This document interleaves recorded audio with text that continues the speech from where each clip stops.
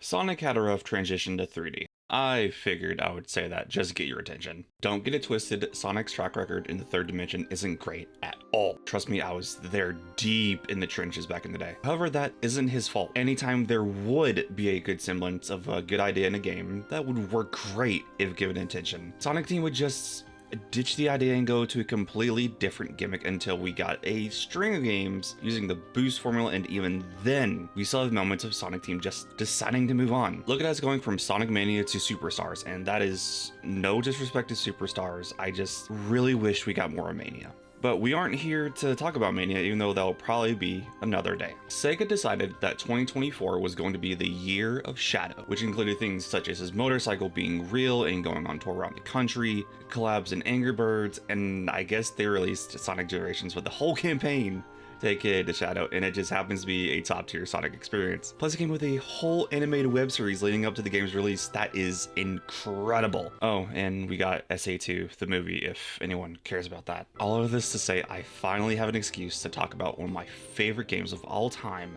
ever since I first laid my eyes on a GameCube. Sonic Adventure 2.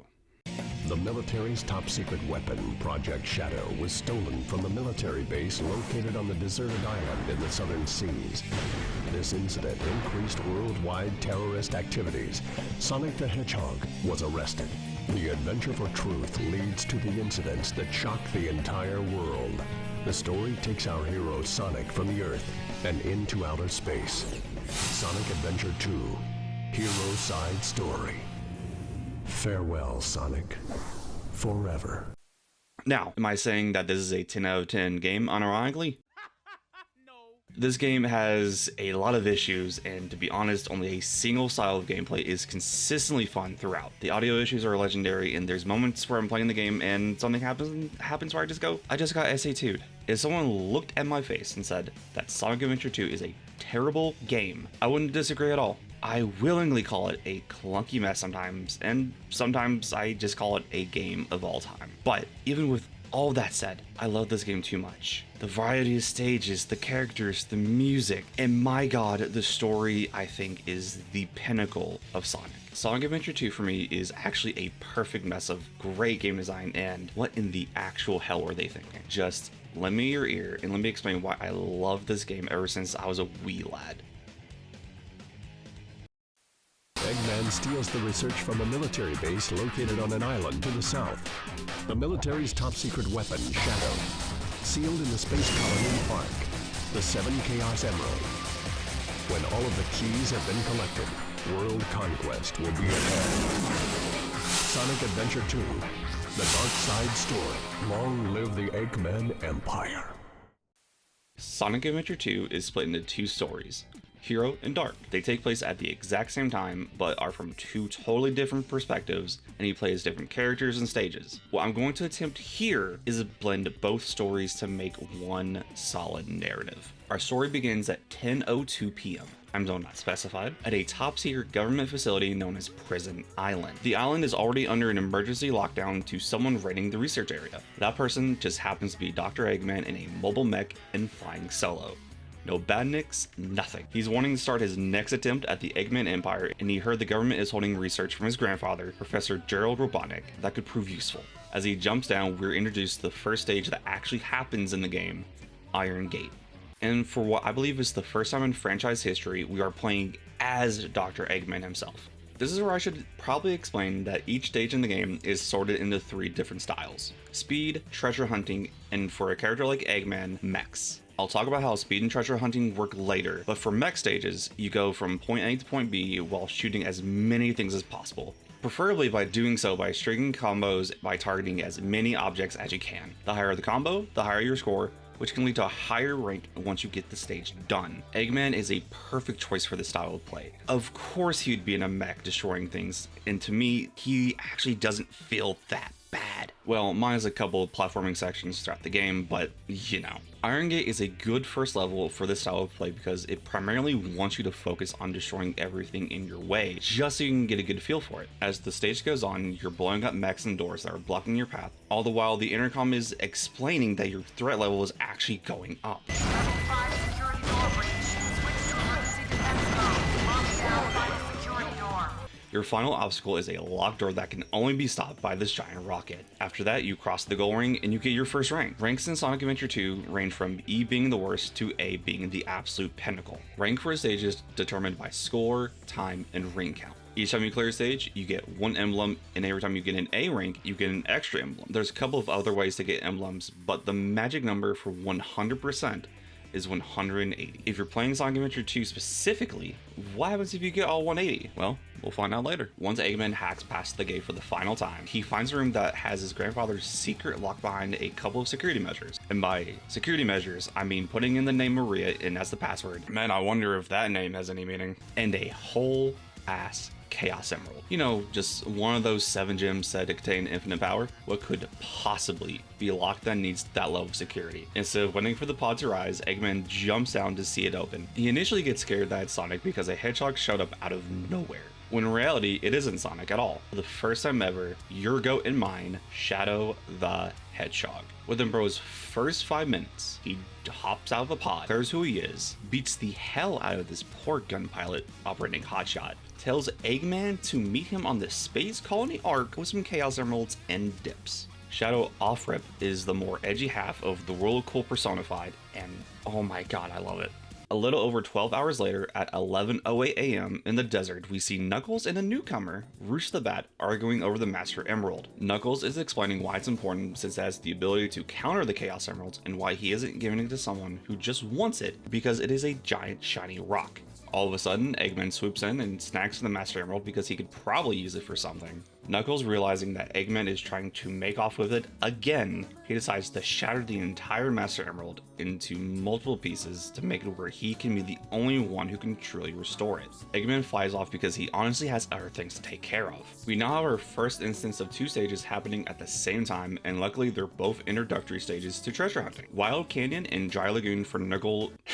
God damn, dude. Wild Canyon and Dry Lagoon for Knuckles and Rouge respectively. They're both set up very similar because they're meant to teach you how treasure hunting works. You need to find 3 of a certain item, and the radar on the bottom shows you how close you are to said item. No blip means you're not close, green means you're on the right path, yellow means you're getting closer, and red means you're basically right on it. For my fellow colorblinded homies, what I would personally recommend is more so going off of the rate of the beep. The faster it beeps, the closer you are. There's also these monitors around the stage to give you up to 3 hints per item, so for the most part that means 3 hints per emerald piece. You get a certain score depending on how fast you found the emerald piece and if you used a hint. Treasure hunting stages are incredibly flawed for 3 distinct reasons. 1. The emerald pieces are completely RNG and you can only reset piece locations if you die or if you reset the stage. Number 2. The radar only detects 1 piece at a time, so even if you happen to stumble on a piece, the radar won't pick up on it, which is a massive downgrade from Sonic Adventure 1. And 3. The stage sizes. These stages in particular do encourage exploration to try and find the pieces, but by the end it gets frankly a bit too big. Treasure hunting is 100% the weakest part of this game to me, but for now it's perfectly fine as both Dry Lagoon and Wild Canyon both act as a simple desert theme stage. Yeah, I'm just gonna let this one play out.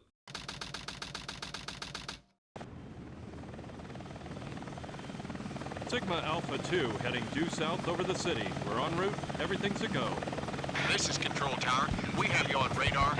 Report cargo status of captured Hedgehog aboard. Over. That's a 10-4. Cargo secured on board and... What? Didn't The copy that. Hedgehog is Over. gone. He's taken out everyone aboard and... What's wrong? What in the Come world? in. Over. Freeze! What do you think you're doing? Get that Hedgehog! Talk about low-budget flights, no food or movies. I'm out of here. I like running better.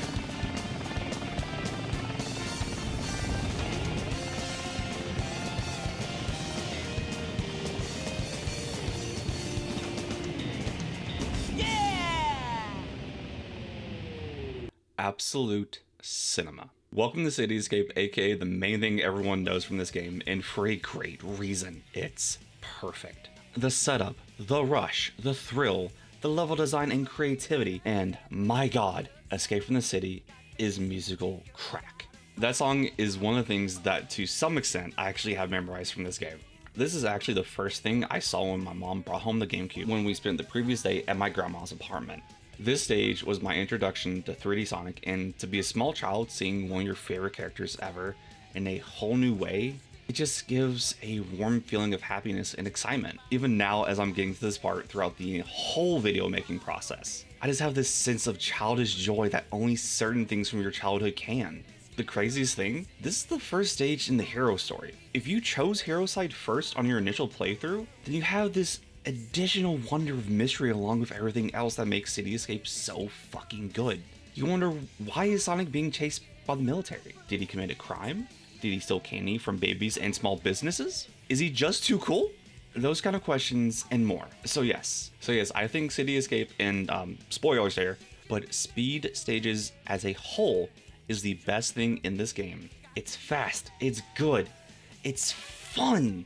Well, for the most part, but we'll get there. About 8 hours later at 10:22 p.m., Eggman has finally decided to head back to his base after spending all day doing whatever. We get to Sand Ocean. This is where you start to get an idea of platforming while using the mech, and there will be moments where you will fall in the quicksand. Other than that, it's literally just Eggman fighting through gun robots to get to his base. While he walks into the main control room thinking about what Shadow told him to do, Eggman pulls up the news to see law enforcement surrounding a mysterious hedgehog for stealing a Chaos Emerald. The reporter claims it's Sonic when Eggman knows that sounds a whole more like Shadow. We then cut to Shadow standing on top of a bridge, looking down on everyone while having a flashback to his last memories before being sealed away. Shadow is being chased down the halls of the Space Colony Ark as we cut to him being in a space pod about to be shot down to Earth by his best and only friend, Maria. She makes Shadow take some sort of promise as she says goodbye. Shadow, being under the impression that he promised to take revenge on humanity for Maria, decides to slide down the bridge to start his escape from the military for the first speed stage of the Dark story,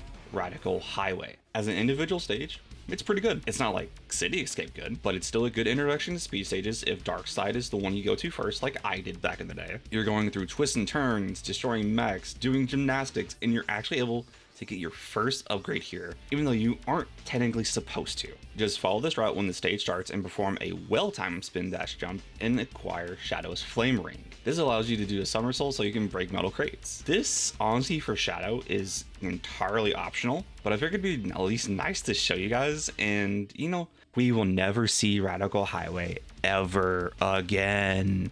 At the same time, Sonic finally got away from most of Gun minus the mech known as Bigfoot.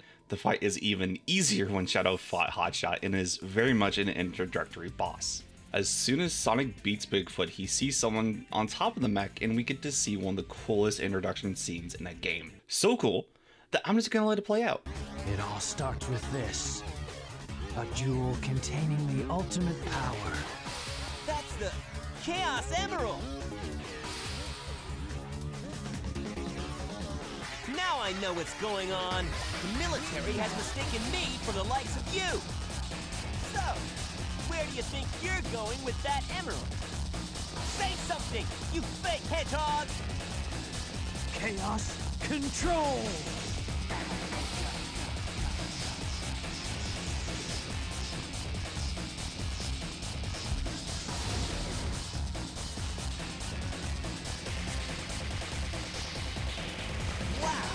He's fast! Hey, it's not his speed. He must be using the Chaos Emerald to warp. Shadow. I'm the world's ultimate life form. There's no time for games. Farewell.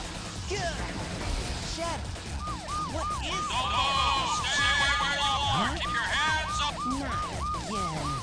I do want to give Sonic credit for being familiar enough with Chaos Energy to recognize that what Shadow did wasn't pure speed, despite the fact that Shadow is just as fast as Sonic. It's always good to have your new character show up being a devastating force to your heroes. While Eggman is watching Shadow on TV doing his thing, Rouge infiltrates his base, but she can't get any farther without a key to unlock a giant door. With that, we start A quarters, where instead of looking for emerald pieces, we need to find 3 keys to open the gate. The first thing you should do is go straight to the blue room once the stage starts to acquire the pick nails. This is the first upgrade you're actually going to need because it allows Rouge to dig on the ground and on walls, which is very likely to have at least 1 emerald piece or key. The main thing you have to watch out for here is Eggman's security robot roaming around the stage. If it detects you, then you are getting hit. The best way to avoid it is by simply staying in the shadows if it's near. Honestly, A quarters is not a bad stage at all. It changes things up just a hair and it isn't too big.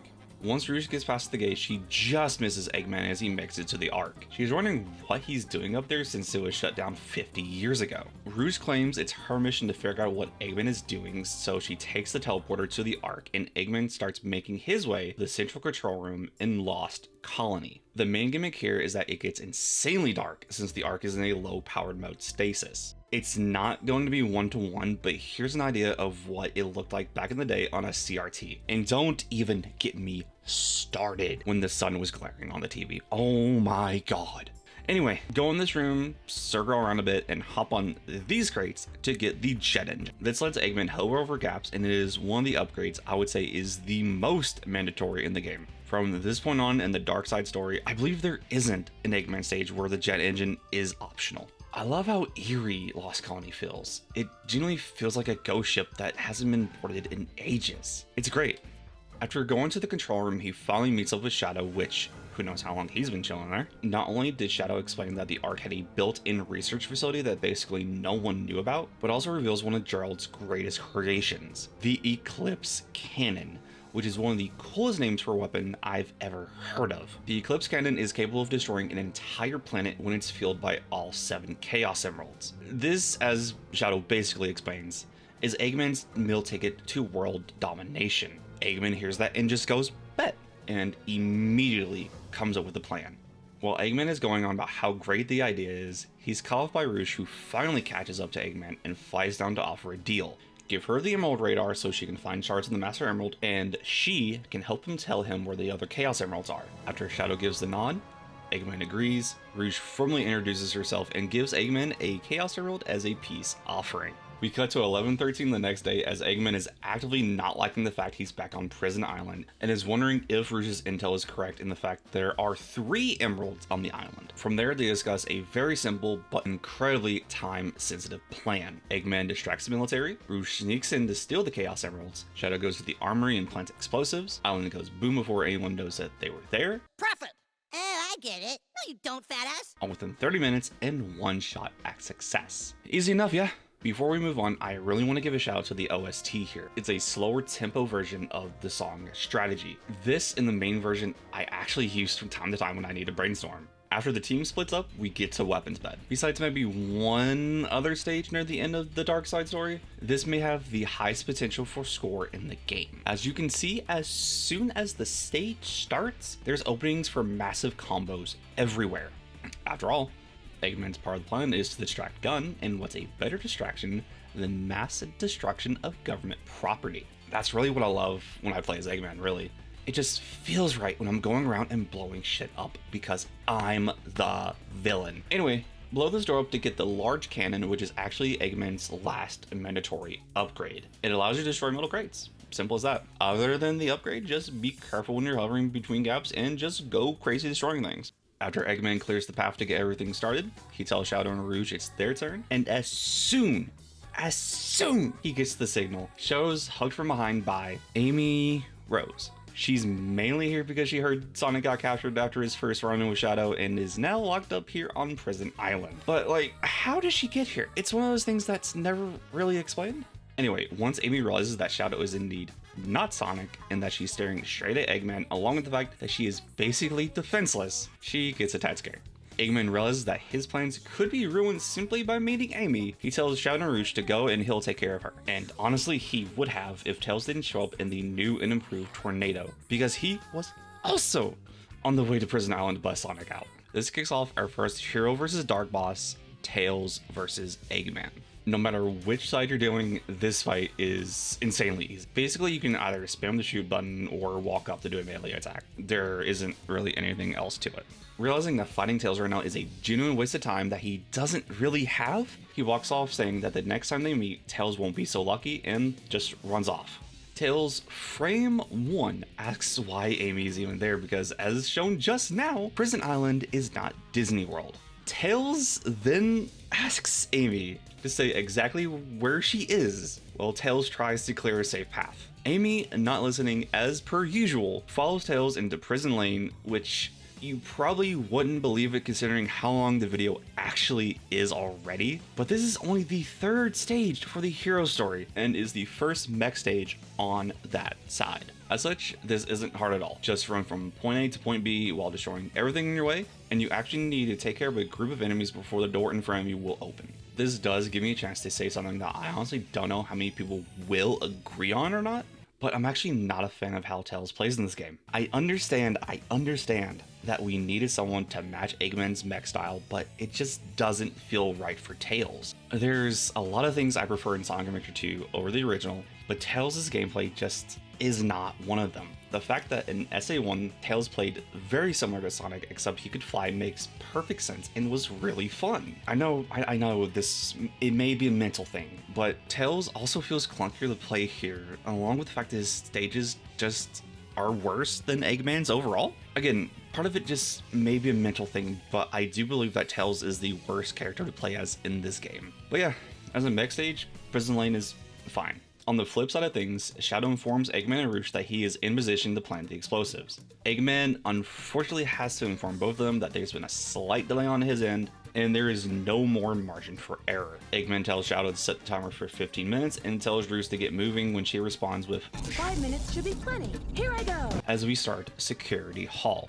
If you look at your top right, yes, we are actually on a timer for 5 minutes on a gameplay style that relies on RNG. That does add a layer of challenge, and it gave me a bit of stress as a kid who honestly wasn't great at treasure hunting. What I do like about Security Hall is that since this is a storage area meant to hold important things, it's splitting the floors with different colored blocks that you need to go up this lever to unlock certain locked cells. This one for the Chaos Emeralds actually gives off the impression that Rouge is a treasure hunter with the help of the stage layout and music. As the timer goes down, Eggman will actually occasionally and slowly more aggressively tell you to hurry up.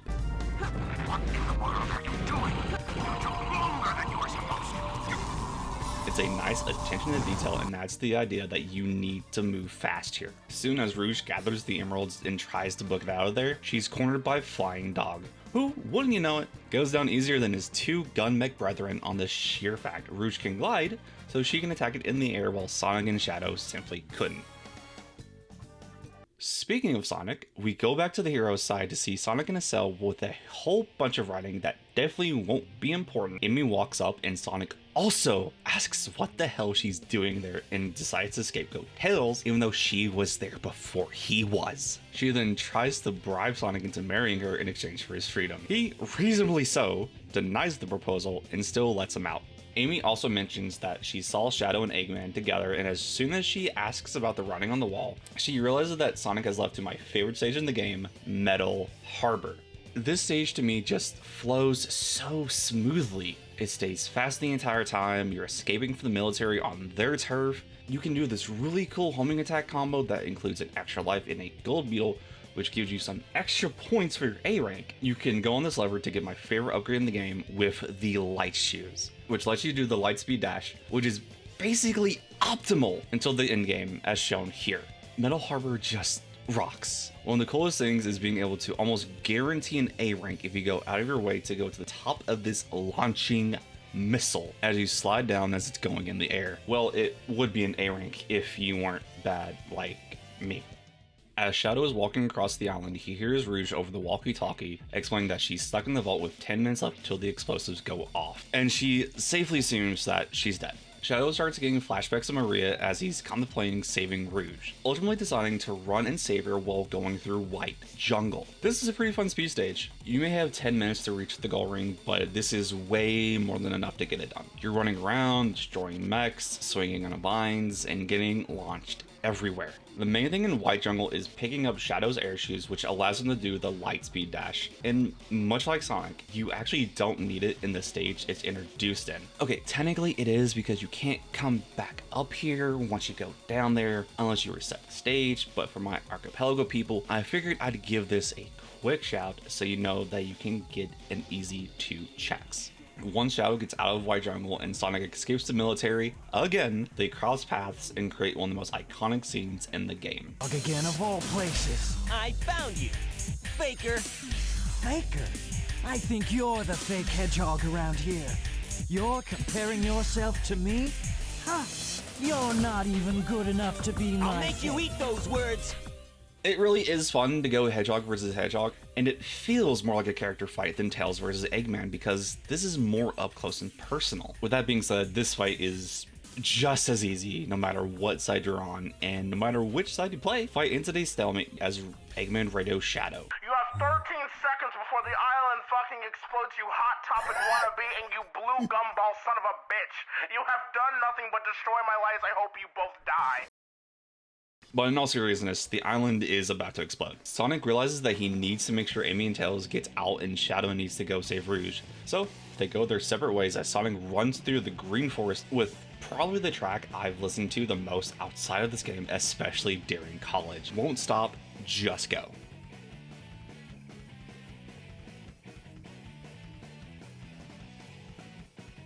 It gives a perfect sense of rush and an urgency to just leave as soon as possible. Much like White Jungle, you're swinging across vines as you try to escape in 8 minutes. Which is still, like I said in White Jungle, more than plenty for a speed stage. But it's crazy to me that Shadow blitzes through White Jungle and fights Sonic in the span of 2 minutes. That should give an idea of how fast Sonic and Shadow actually are.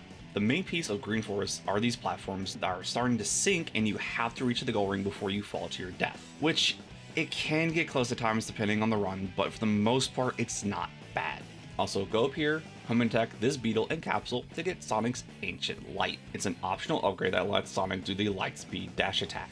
You'll charge your spin dash until Sonic is fully glowing and then just go crazy. Shadow gets to Rouge with less than a minute left and is able to save her in just the nick of time using Chaos Control as both of them, along with Team Sonic, are able to separately escape as Prison Island explodes. Meanwhile, Knuckles is on the other side of the world doing his own thing in Pumpkin Hill. I'm not even going to explain how to get the shovel claws. You literally just go straight and that just lets Knuckles dig.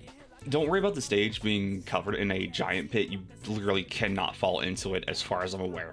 With that being said, Pumpkin Hill is a pretty spacious level with 3 main mountains to climb. So if this is where you notice treasure hunting stages taking a minute to finish, then don't be surprised. With that being said, there's just something about Pumpkin Hill that just makes it a vibe.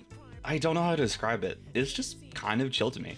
It could be 100p's track here, who by the way does all of Knuckles' tracks in this game. I just can't put my finger on it, but Pumpkin Hill is just a good time. Back on the arc, we see Shadow reminiscing about a conversation he had with Maria. They had talked about what life might be like on Earth since he's never been there, and Maria probably doesn't remember much about Earth, since she's been on the arc for such a long time to keep her in a stable condition due to her illness. Shadow mentions that Gerald wants to use science to make people happy and starts having somewhat of a crisis in terms of what he was made to do, and that maybe he'll just find the answer on Earth. Rouge interrupts Shadow's alone time and thanks him in not the most simple way possible, but she also says that Chaos Control is pretty dang useful. Shadow, being the tough guy he is, just claims he did it simply for the Chaos Emeralds and not her. While they're going back and forth, Eggman walks into the room to let them know the Eclipse Cannon is ready. Rouge questions if this is a great idea since they only have 6 of the 7 emeralds, but Shadow eagerly says that's enough for a test run and just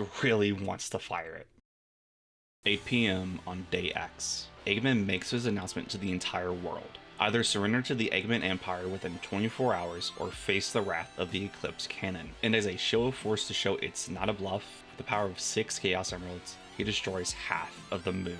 Or, in other words, how do you like that, Obama? I pissed on the moon, you idiot! This is the last fan dub reference in the video, I promise. In all seriousness, I absolutely love this scene. Not only is this one of the few times in the franchise where Eggman has a serious leg up over the entire world, but this shows Eggman as a competent threat. Don't get me wrong, I love when he can be a goofball, but it's moments like this where he's completely serious and shows everyone that when push comes to shove and he truly wants something, he has the ability to get it done. And honestly, if this wasn't Sonic and it's, let's say for example, Jujutsu Kaisen or My Hero, he most likely does conquer the world and legitimately establishes the Eggman Empire. This scene and one other cutscene later on in the game shows that he has the brains and willpower to get the job done. This isn't just Dr. Eggman, this is Dr. Ivo Robotnik, grandson of the man who not only designed the Eclipse Cannon, but the ultimate life form. As he's laughing maniacally in the background and the world is in panic, Team Sonic is both processing what just happened and figuring out how exactly Eggman just pulled this off. It occurs to Sonic that the Chaos Emeralds are the only thing to have enough energy to do it. Tails then decides to pull out the Chaos Emerald he got for saving Station Square in Sonic Adventure 1 and decides to explain that the Chaos Emeralds are sort of like magnets to each other, and so he can use the one he has to figure out where Eggman is, but this is going to take some time. As soon as they start forming a semblance of a counterattack, they need to split because they're discovered by the military. Sonic runs to get them away so Tails can find Eggman, leaving Amy behind to fend for herself. This leads us to Mission Street, and God, I do not like this stage. It takes my disdain for Tails' gameplay and adds slopes and falling platforms. Anyway, jump down here and go left to get Tails' booster, which acts the exact same as the jet engine. Okay, there's a one sign for Tails, which I'm assuming is either a $1 million bounty or a 1 million ring bounty. I don't know what the currency is for normal humans in this world. What I do know is that Tails being a wanted criminal is insanely justified. Not for the fact that he's Sonic's best friend and known accomplice. No. It's more so the fact he's actively destroying government and public property. Anyway, destroy more property, platform, get the gold ring. Back on the Ark, we see Eggman frustrated as Rouge flies in wondering if the world is theirs yet. Shadow explains that their threats have fallen on deaf ears and that the cannon needs the last Chaos Emerald to be fully operational. Rouge then taunts Eggman for acting like a child, but then he claps back, reminding Rouge her end of the deal and asks where the last emerald is. Rouge then shows Eggman a newspaper article of Tails getting the last emerald from the city from when he beat Eggman and stopped the missile in SA1. With that, the new plan is for the gang to go back to Earth to snag the last emerald from Team Sonic. As Shadow and Eggman walk off, Rouge radio ins to someone that she cannot confirm nor deny that Shadow is the result of Project Shadow and will continue to monitor the situation. Back on Earth at 8:21 p.m., we find Knuckles continuing his search for the Master Emerald shards in Aquatic Mine. This area's main gimmick is that there is multiple floors blocked off by water levels you can adjust. My two recommendations while you're here is going up to the very top once the stage starts to lower the water all the way down, making traversing here a lot easier. The second is going down this duct, move around the water area, pray you don't drown, and grab the air necklace. As the name implies, this allows Knuckles to not drown. It's great here if you need to raise the water levels, but in all reality, that's a surprise tool that can help us later. Otherwise, pretty alright stage. We come back to Tails and Amy in the city at 9:03 a.m. the next day. Sonic is talking to them over a radio to see if Tails has any updates. Tails can't get any signal from the other emeralds and is suspecting they might be in space. Then, without any warning, here comes Knuckles popping out of the sewer because he got lost in the mines for 13 hours. But hey, at least all of Team Sonic is basically together. As Amy is being nice enough to pull Knuckles out of the sewer, Tails picks up official government documentation of Eggman talking to the president. Tails decides to go follow the signal to find the president and meet up with Sonic there because that'll get them an idea of where the emeralds are. Tails turns the tornado into a car and runs off, leaving Amy again. Well, at least she has Knuckles. And drives off to Route 101. This game is so stupid sometimes, I love it. Route 101 is the first of 2 driving stages in this game, one for each story. They're incredibly simple stages, but I think they're great to act as a change of pace for gameplay and acts as an intro for the kart racing bonus mode in multiplayer. The main goal is to complete 3 laps within a certain time limit.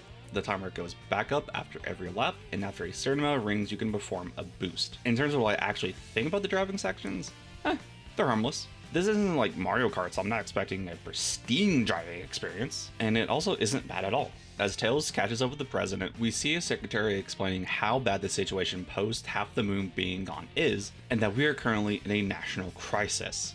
The president is wanting to know what Eggman exactly wants, and the doctor explains that he simply wants the world to surrender within 24 hours or the country is getting glassed. While Eggman finishes his threats, we hear the sweet sound of It Doesn't Matter as Sonic and Tails jump into the moving limo to trace Eggman's whereabouts to find out he is on the Ark, and then they just leave. The president is reasonably confused about the whole situation as he gets a call from a secret agent. Speaking of agents, I wonder how Rouge is doing tracking Tails for Eggman. As Team Sonic is on the way to Eggman's base, let's check the traffic on Route 280.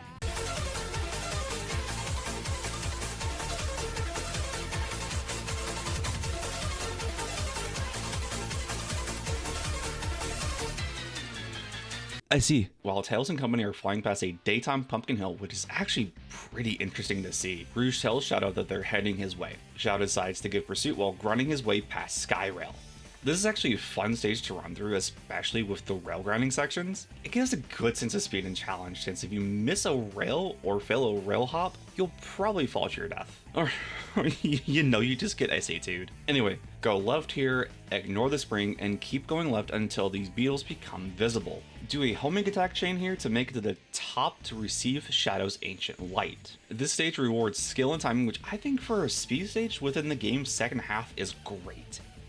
Shadow informs Eggman that Team Sonic is heading straight towards the base, but Eggman ensures Shadow that even though he doesn't know what Team Sonic is up to, they'll get a good welcome. Sonic and friends make it to the desert at around 1:04 p.m, staring right at Eggman's pyramid base, and they actually found him because Knuckles saw Eggman and Rouge going in. Sonic makes a pretty good guess that there's a rocket in there that can take them to the Ark and is ready to take the fight to Eggman. Tails actually takes point to find the entrance as we get to Tails' equivalent to Sand Ocean, Hidden Base. I never said the stages in this game were all bangers. This may actually be my favorite Tails stage because I not only think it flows the best, but it actually makes the most sense that Tails would destroy Eggman robots and try and clear a path for everyone. Just ignore the fact gun robots are still here.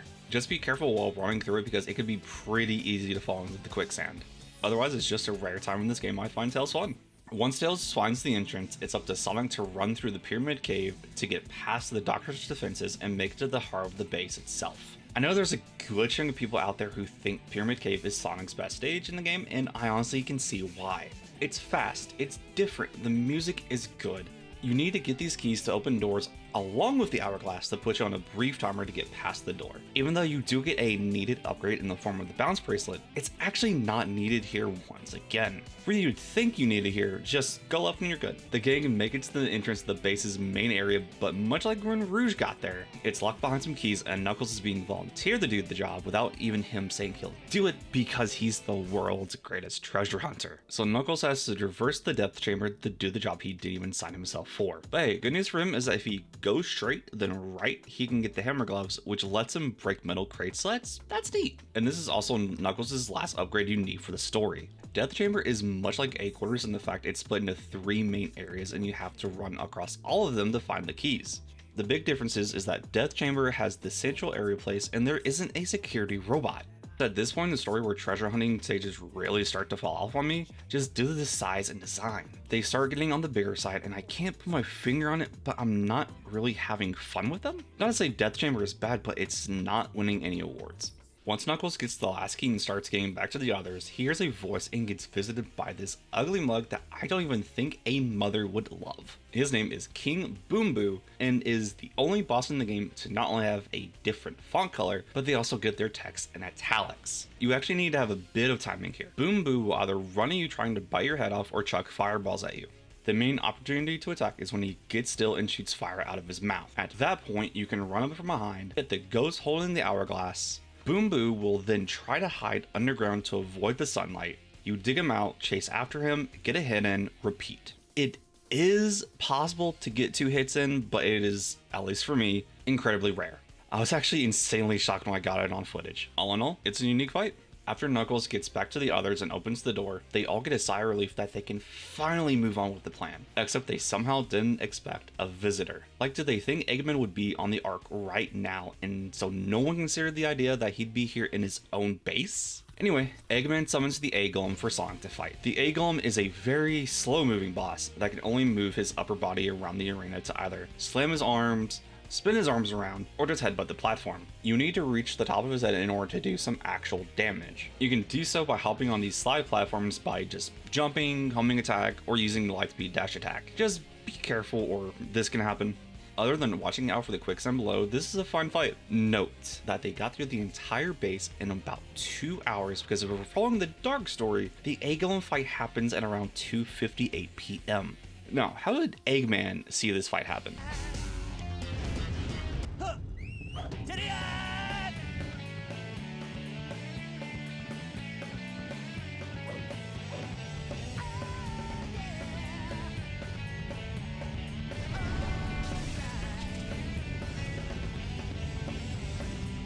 When Sonic struck his head, He must have broken the restraining mechanism.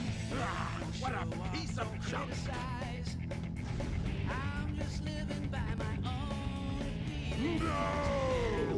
So while Sonic and friends catch a ride to space, it's now Eggman's turn to fight the egg golem, and this is just more so him shooting at the golem's chest to expose the circuitry. The attacks are the exact same as Sonic's, and there's platforms on the bottom so you don't instantly die if you fall off. Otherwise, the fight is exactly the same.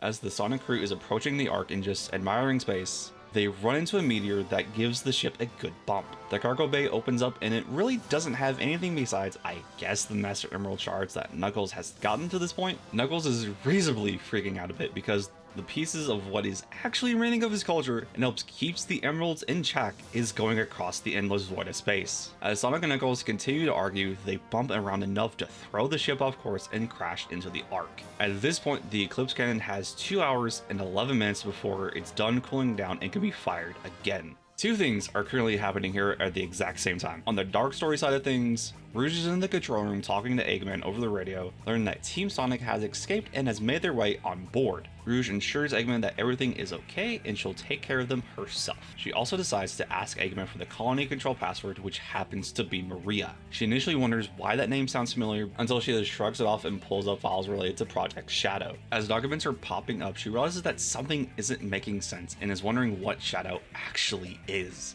A screen appears showing footage of Sonic, Tails, and Amy aboard the Ark and decides this is the perfect time to go after the final pieces of the Master Emerald. On the flip side, Sonic is mad at Knuckles for not only almost getting them killed, but dipped on them. Gee, I wonder why. Amy is just taking a moment to observe the surroundings while Tails gives a whole school report on the Ark and how it was shut down due to an accident. Sonic, being the only one currently focused right now, tells everyone that they kind of need to hurry up before the cannon is fired again. Tails pulls up a schematic of the weapon, noting that it can only be destroyed from the inside. Tails shows off the fake Chaos Emerald he created using the actual one he has as a base. The fake emerald shares properties and wavelengths similar to the real one, but it's far less powerful, with it being designed specifically to reverse the energy of the other 6 Chaos Emeralds. Also, real quick, Amy, why is your face open the entire time Tails is explaining the fake emerald? It's weird. Stop.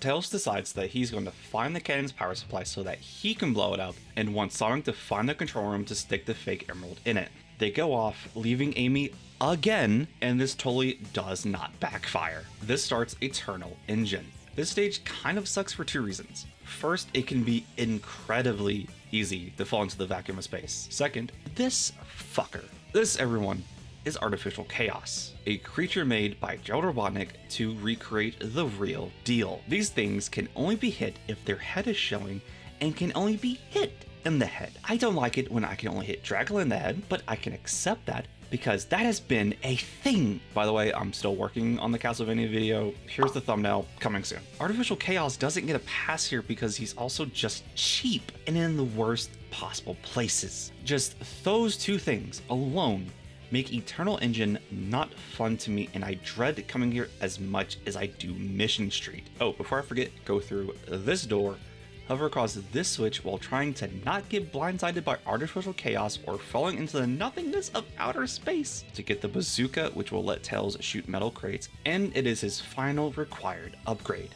Jump down the pit, avoid lasers, and even more Artificial Chaos. Land on this platform, blast away, get to the goal ring. Outside the Ark with a little under an hour and a half left, we have our 2 treasure hunters finishing the search for the final Master Emerald pieces. Mad Space for Rouge and Meteor Herd for Knuckles. I'm not going to sugarcoat it, neither of these are good. They both have the issue of being way too big, with Mad Space having the lovely honor of also having gravity physics. Don't be surprised if you take eons on either one of these stages, especially Mad Space. In terms of upgrades, you can grab an optional one from Knuckles. If you go to this meteor sitting on a platform and hit it with enough momentum, you can break open this hole that will let you flip a switch that opens up the floor in this area above.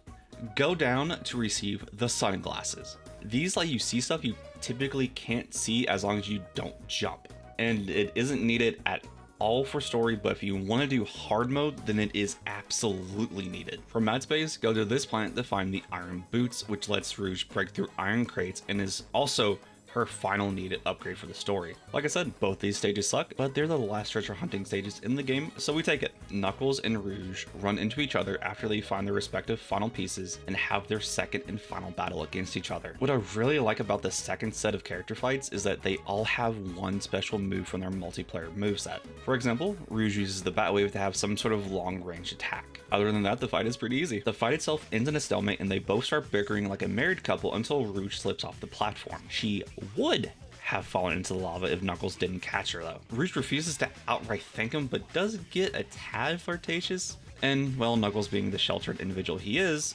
doesn't pick up on it. Rouge gives Knuckles her Master Emerald shards because she just doesn't want them anymore and is an indirect way of saying thank you. With all the pieces together, Knuckles can finally restore the Master Emerald to its original state. Knuckles runs off apologizing if he hurt Rouge and she runs off with a smile. Back at the pyramid with a tad under an hour left until Eggman can fire the Eclipse Cannon, he sees cam footage of the Ark and is wondering not only what Rouge is doing, but why is there 2 emerald signals coming from the colony? Eggman instantly realizes that Tails has a fake emerald on him.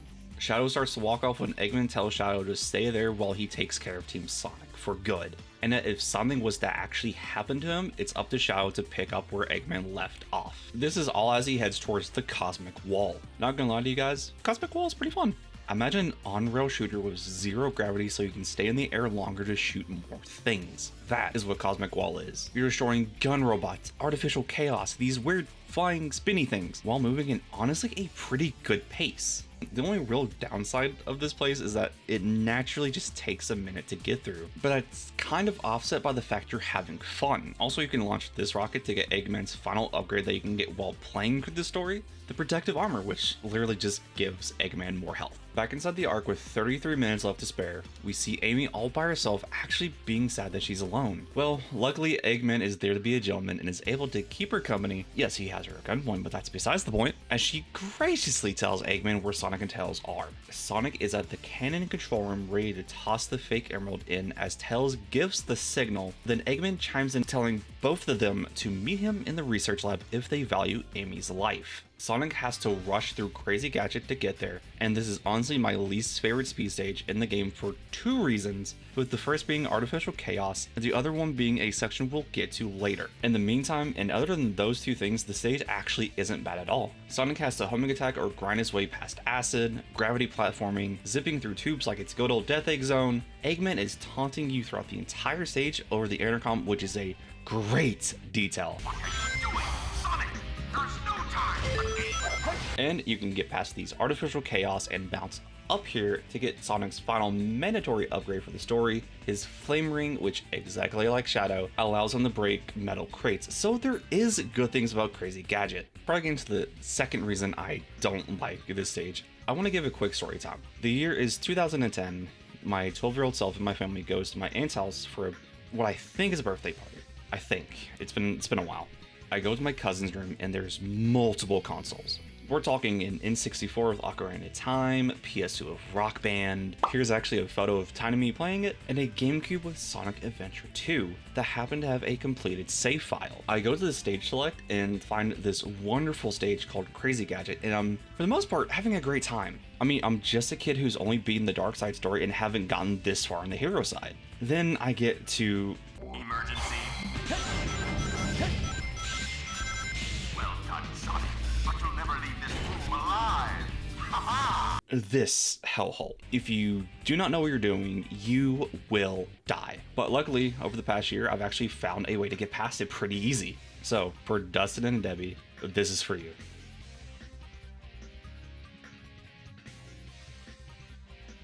Thus ends Crazy Gadget and the rush to get to the research room. Sonic walks into the room with Tails and Amy already being there, with Amy being held hostage by Eggman. His demands are simple. Give him the Chaos Emerald and he'll let her go. Sonic and Tails both kind of nod to each other that they can dupe Eggman by giving him the fake emerald. Sonic gives Eggman credit for having a pretty good plan as he walks to the center of the room. As soon as he steps in the middle, he gets trapped in a pod. Eggman then calls out the fact that Tails was trying to bait him with the fake emerald, and instead of denying the fact the emerald is fake, Tails just asks how did he know it was a fake emerald, which means now that Eggman knows for sure Sonic wasn't holding the real one. As Eggman sends Sonic plummeting into space, he tells Amy to take care of herself and Tails to finish the fight. and thus Sonic the Hedgehog is dead. Amy mourns the loss of her love and tells Rose that he needs to carry on for Sonic. With that new resolve and a rage in his eye, the fox takes on the mad scientist. This is probably the second hardest fight in the whole game, and that is for both sides. You will constantly get shot at, there's a giant explosive in the middle, and your opponent can use 2 super attacks from multiplayer. Just don't be shocked if this takes you a try or two on your first go around. After Tails avenges Sonic by beating Eggman, both him and Amy stand there for a second to just remember their fallen friend. Eggman is able to take advantage of this to sneak away with the final Chaos Emerald. In another room on the arc, Shadow sees as Sonic's pod explodes and just walks off disappointed that Sonic was just a normal dude after all. He then decides to go check on the Chaos Emeralds and see Rouge is ready to steal them. Shadow then calls out that Rouge is indeed an agent working for Gun. Rouge mentions that since her job is done, she was just going to take the emeralds. She then decides to use her research findings about Project Shadow. She shows a picture of a lizard-like creature that apparently was also named Shadow, so who is she actually talking to? This starts a brief identity crisis for Shadow, but is quickly interrupted by Eggman saying he has the final emerald, but there's someone heading towards the Eclipse Cannon and needs Shadow to go and intercept. Shadow tells Rouge as he leaves that if she wants to live, she needs to leave the emeralds alone and go off the arc. Rouge gives Shadow more questions to think about when it comes to his identity. Shadow reinforces his conviction, saying even if those memories aren't his, he is still Shadow the Hedgehog and he'll fulfill Maria's promise no matter what. All of this as he heads into the final chase.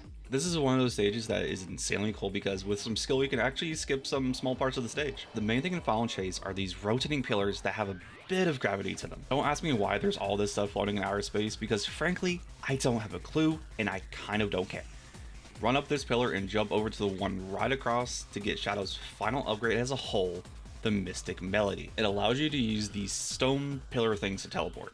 But the Mystic Melody isn't needed here, and it's really only used when you do Mission 3, which is finding the Lost Chow. Final Chase overall, even though I really didn't say much about it, is an incredible stage. Shadow makes it to the final stretch with only just under 6 minutes to go. He runs into a Sonic that survived the drop. Shadow is insanely surprised that Sonic survived, in which Sonic responds with the fact that he is just very hard to kill.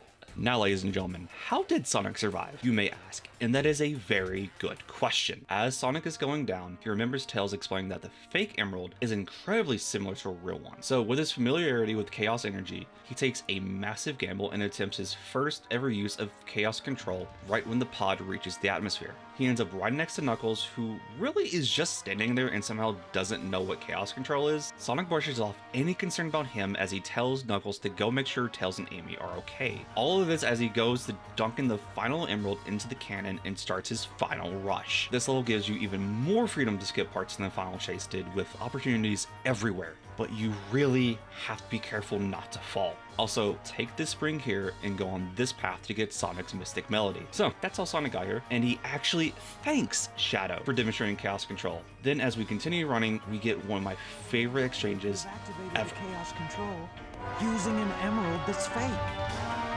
So, there's more to you than just looking like me. What are you, anyway? What you see is what you get. Just a guy that loves adventure. I'm Sonic the Hedgehog. I see. But you know, I can't let you live. Your adventuring days are coming to an end.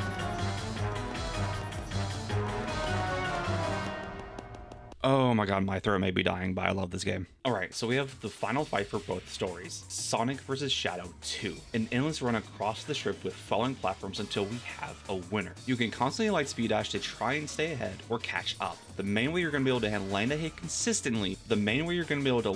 consistently is if you wait until Sonic or Shadow is on a cooldown after you use their multiplayer super. It's a high energy rush to the end for both stories, and that track that plays here emphasizes that. Take a listen.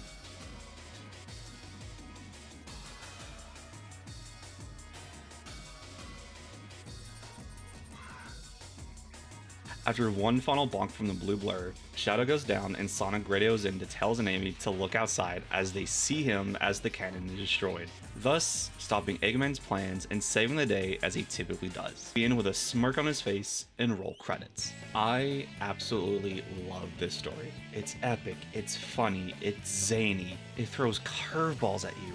It's amazing. Before I actually end this video and go over my final thoughts, I do want to bring a brief attention to a couple of things. For starters, let's talk about everyone's favorite thing from this game, the Chow Garden. You get here for the first time with any character by finding a Chow box, grabbing a key, and completing the stage you're in. Afterwards, you're teleported here, and if it's your first venture, you'll have 2 Chow eggs that need time to hatch. Once your baby Chows pop out, you can do all sorts of things, like take them to class, feed them chaos drives and animals that change their appearance and stats, partake in races to collect emblems, and abuse them to your heart's content. Now, I am heavily against Chow abuse because I love the little things, and I don't want to ensure the wrath of their guardian and local god of destruction. However, I do think Chow raising is a great pastime and something you should really look into. The other thing I wanted to bring up are missions. You can access these for every stage by going to the stage select, and you have access to 4 missions along with replaying the initial one if you want to get a better rank. These missions include things like collecting 100 rings and finding the last Chow as previously mentioned. I know that 180 emblems are a lot to collect because you quite literally need to do everything. But what do you get for achieving the magic number? You get a bonus stage that lets you play a 3D version of Green Hill. I know in 2024 we have seen this level a lot over the years, but in 2001 this was a super dope reward to also celebrate Sonic's 10th anniversary. It's quick, but I think it's a great time and can be a clear condition to finish SA2 for you Archipelago players.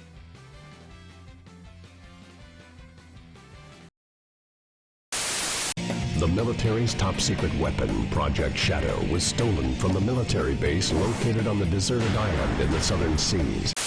The military's top-secret weapon, Shadow, sealed in the space colony Ark, the 7 Chaos Emeralds. Sonic the Hedgehog was arrested. The adventure for truth leads to the incidents that shock the entire world. When all of the keys have been collected, world conquest will be ahead. Sonic Adventure 2. Sonic Adventure 2. The ultimate life form. Chaos control. Space Desperation. Supersonic. Collision. Untamed power. Chaos Emerald. Professor Gerald, the truth about 50 years ago. everything. Sonic Adventure 2. Last episode. Wishes are eternal. Oh, did you guys think we were actually done with this story? Sonic stopped the cannon from firing! I can hear you say, and you would be correct. However, do you remember when Eggman grabbed the final emerald because Tails just had it laying on the ground while mourning? Well, Eggman was able to chuck the emerald in there with 40 seconds to spare. He laughs maniacally as he thinks he's won and the Eggman Empire will finally be real until he hears beeping sounds and the sign on the computer. Something has clearly not gone according to plan. A pre-recorded message from Gerald Robotnik shows up not only on this screen, but all around the world. Before we can get to that, we see Knuckles and Sonic rush back into the room where Tails and Amy are. Then the whole colony starts to shake as Rouge drops down from the ceiling saying we're all fucked. As we learn, the Ark is currently on its way to make collision with Earth, and yes, it is going to kill everyone. As all of this, as Gerald's final words are echoed everywhere. He had the Ark programmed to set a crash course for Earth in around 27 minutes and 53 seconds according to his calculations. He's doing this for one simple reason. Revenge. See, 50 years ago, Gunn caught wind of Project Shadow and decided to shut down not just that, but the entire colony. As part of the raid, they had sabotaged technology, gathered documents, arrested people like Gerald, and killed multiple people, including one innocent, sick little girl, his granddaughter, Maria Robotnik. Shadow sees the gun soldier kill her as he's being shot down to Earth from the pod. Gerald had already prepared his vengeance in the event of something going wrong, and this is his plan. And according to his words, no one can stop the Ark from crashing into Earth, especially since it's being fueled by the 7 Chaos Emeralds. After he announces his death sentence upon humanity, it's implied in the game, but confirmed in Sonic X, that Professor Gerald Robotnik is executed via the firing squad for his crimes against humanity. Eggman walks into the room with a sense of pride that his grandfather could pull something like this off, and if he knew it was doable, he would have done it a long time ago. And all of this as he's surprised that Sonic is still alive. He then hands Rouge his grandfather's diary as she reads off what he wrote regarding his work with Project Shadow. He wondered if it was a mistake to create the ultimate life form, and wanted to do it in order to benefit mankind, as he mentions that the Ark was probably shut down to ensure the prototype didn't fall to the wrong hands. He explains in his diary that his heart shattered when he heard Maria died. She was everything to him and was what kept him going. He was officially a man going insane, a man with nothing left to lose.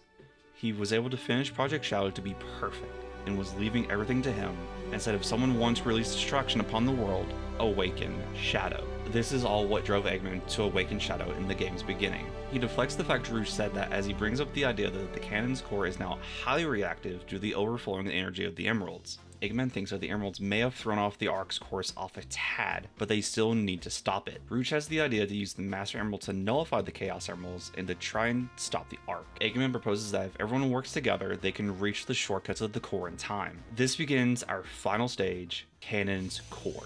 This is a gauntlet of obstacles with you doing a relay race of sorts with different characters. Tails is up first to destroy the security door leading to the core. Along the way, you are going to run into gun robots and artificial chaos that you need to destroy to move on. The big gimmick of the entire stage is these timers that you hit to temporarily stop time. There's moments where they're needed and there's times where they make life a lot easier. This is the hardest stage in the game due to not only its length but all the challenges it throws at you, including platforming and enemy placement. Once Tails destroys the first door, it's up to Eggman to breach the second layer of security. And this is where your platforming skills with the mech is tested along with a super scary fall.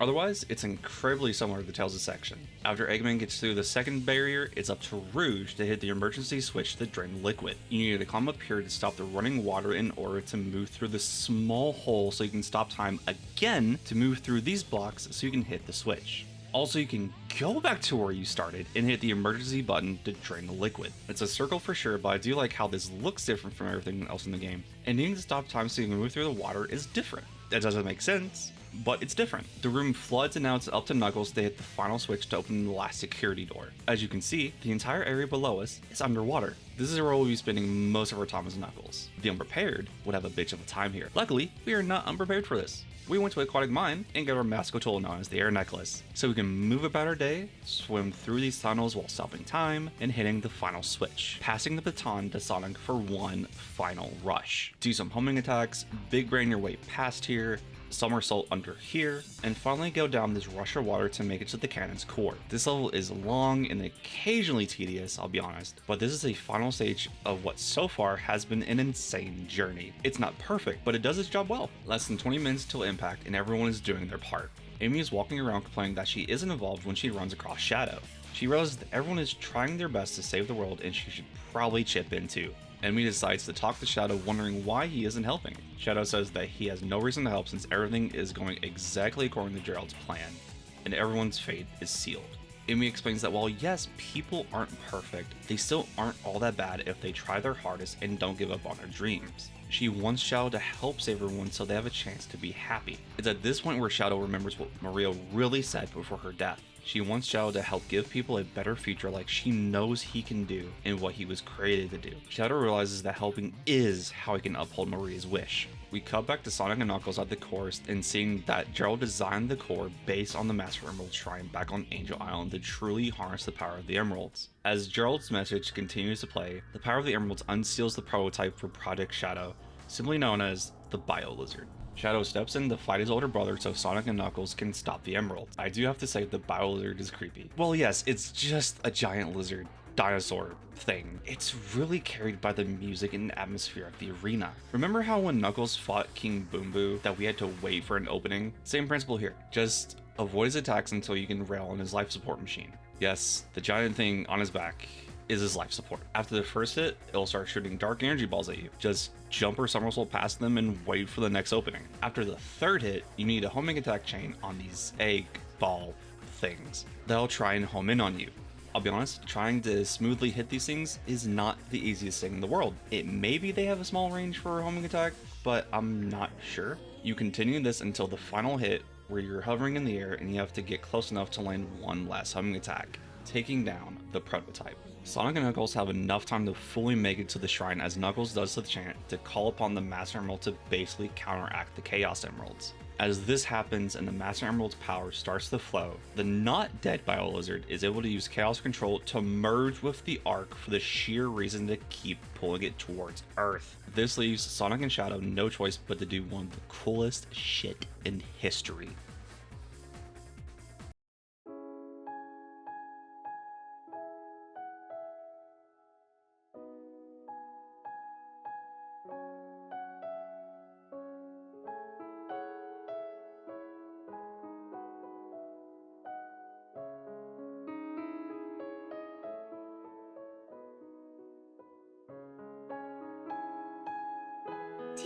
why I named you Shadow. Because without light, there's only darkness. But a shadow will show you where to find the light. Do you understand? 僕はシャドウ！シャドウがヘッジホックだ！ You guys remember as kids seeing Goku and Vegeta, or really any rivals team up for the first time ever? You remember how insane that felt? That is this moment here, and this is the first time we see 2 Super Hedgehogs in franchise history. All while the game's main theme plays in the background. You had to be there. And to witness what's tied for the greatest final boss of all time for the very first time? Oh, Lord, take me back. Also, don't worry, the other fight in that mention is going to be saved for another day. The final hazard isn't even that hard of a fight, but it's still absolute fucking peak cinema, if you will. 2 golden hedgehogs fighting a giant lizard monster that's fused to a space colony and is hell-bent on destroying the Earth, all while your friends are cheering you on and Live and Learn is blaring in the background. It's fucking perfect. And in terms of the actual fight, you alternate between Sonic and Shadow trying to hit the final hazard's giant wart while trying to dodge obstacles and making sure your ring count doesn't hit 0. You can actually switch between hedgehogs by crossing the other side of the boss.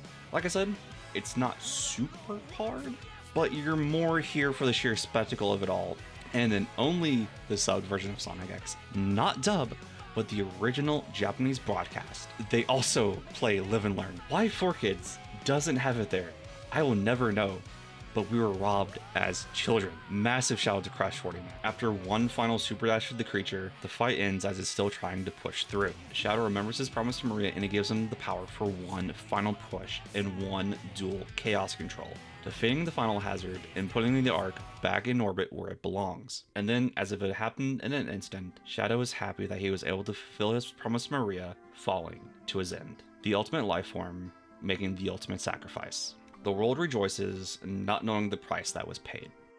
As Sonic walks back into the Ark, he informs everyone of Shadow's heroic deed. The credits start rolling one final time as everyone has some heart-to-heart. Sonic and Rouge discuss if Shadow was truly made with the purpose of revenge. Eggman mentions to Tails that Gerald was his childhood hero and the reason why he got into science. He wonders if his grandfather really wanted to commit global genocide. Tails, being the literal child he is, just expresses gratitude that everyone pulled together, and Eggman just happily agrees, all as if a way to ignore the weight of Gerald's legacy. Rouge and Knuckles discuss what's next for them. Rouge is done treasure hunting because she states that there's something better than jewels she's thinking about, and that everything will be okay in time. Sonic is thinking about Shadow as Amy is wondering what's wrong. He shakes off and tells her that they're heading back to the home that's as cool and blue as him. As he walks out, he looks behind him one last time and says, "Sayonara, Shadow the Hedgehog."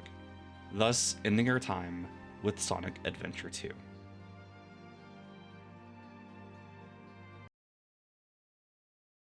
Am I going to sit here and act like the game is perfect?